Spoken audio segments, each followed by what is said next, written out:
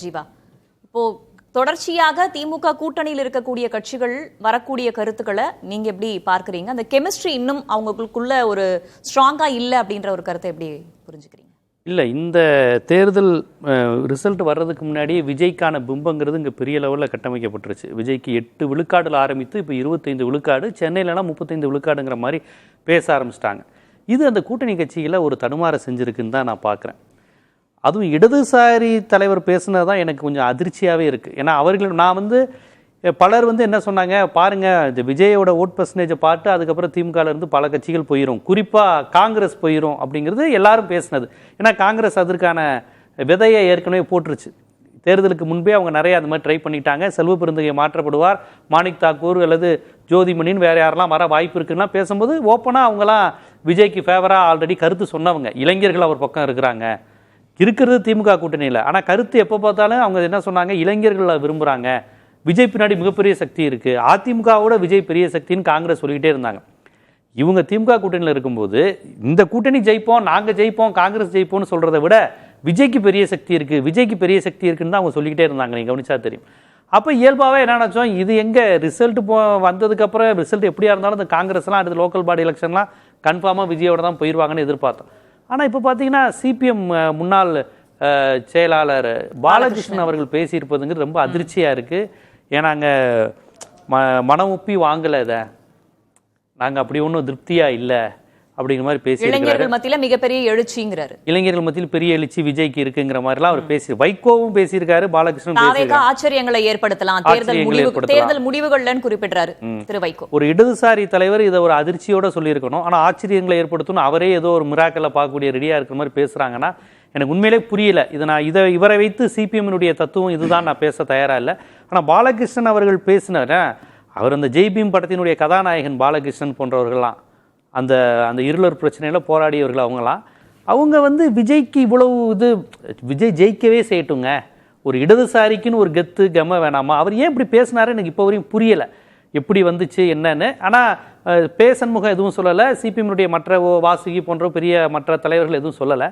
இருந்தாலும் விஜய் மாதிரியான ஒரு நபர், அவர் கட்டமைப்பு, கரூர் சம்பவம், அவர் நடந்து கொண்ட விதம், அவர் பாஜகவினுடைய இதை ஊதுகுழலாக தான் இருக்கிறாரு. பாஜக அவர் வந்தால் அவருடைய அந்த கரெக்டாக பிஜேபி பேட்டர்னில் முட்டி போட்டு நடக்கிறது, சூரசம்ஹாரங்கிறது, இந்த பொருள் முதல்வாத பார்வையில் இதெல்லாம் கம்யூனிஸ்டுகள். வைகோவை விடுங்க, மற்ற கட்சிகள் காங்கிரஸை விடுங்க, இப்படி ஒரு நபர் விஜய்ங்கிற நபர் கண்டிப்பாக இடதுசாரியாக இருக்க மாட்டார், அவர் ஒரு வலதுசாரியினுடைய கைப்பாவை தான், இந்துத்துவாவினுடைய கைப்பாவை. அவருக்கு எந்த அரசியல் இருக்கோ இல்லையோ ஒரு அரசியலற்ற வெற்றிடம் விஜய்கிட்ட இருக்குது, அதை பிஜேபி பயன்படுத்திக்க முயற்சிக்குதுங்கிற பார்வை எப்படியும் சிபிஎம்கிட்ட இல்லாமல் இருக்காது. சிபிஎம்மே இப்போ நான் பேசின கருத்தெல்லாம் வெளிப்படுத்தின கட்சி தான். பாலகிருஷ்ணன் பேசுனது தான் எனக்கு ரொம்ப அதிர்ச்சியாக இருக்குது.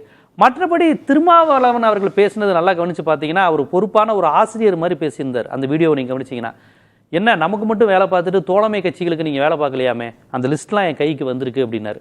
இதை பார்த்தீங்கன்னா ஒரு நல்ல ஒரு பொறுப்புணர்வுள்ள ஒரு தலைவராக தான் பார்க்குறேன். அதாவது இதையுமே என்னை கேட்டால் இப்போ அவர் பேசியிருக்க வேணாம், அவர் பேசணும் அப்படின்ற முடிவு தேர்தலுக்கு முன்னாடியே எடுத்திருந்தா இப்ப தலைகீழா மாறி இருக்கும் நிலைமை அப்படின்னு சொல்லியிருக்காரு. ஆமா, இவங்க எல்லோருமே ரிசல்ட்டுக்கு முன்னாடி எதுக்கு இவ்வளவு பதட்டப்பட்டு பேசுறாங்கன்னு தான் நமக்கு புரியல. அது திமுக கூட்டணிக்கு ஒரு நெருக்கடியா மாறி இருக்கா? திமுகவுக்கு குறிப்பா திமுக கூட்டணி இது தேர்தலுக்கு பிறகு எப்படி இருக்க போகுதுங்கிறதுக்கு இதுவே சாட்சி ஆயிடுச்சுல.